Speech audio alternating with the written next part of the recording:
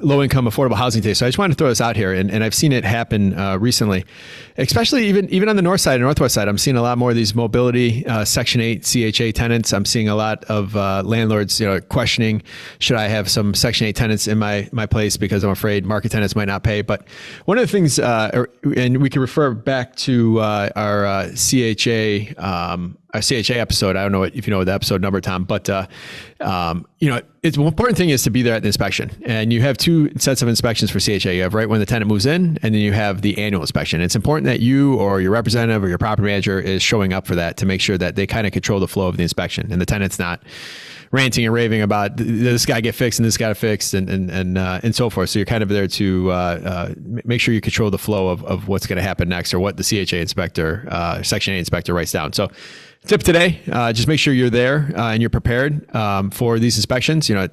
There's a 2-inch book of HUD guidelines, but there's also probably about a 4-page, and we could post this as well too, of really, these are the things by room that you got to make sure that you account for. And you should almost go over this checklist in advance of your inspections to make sure you're prepared and stand a chance to pass on the first time.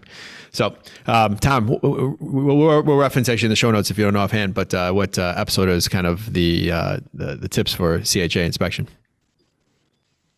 No, it's episode 53. Oh, okay, all right, good. See, I knew you wouldn't let me down.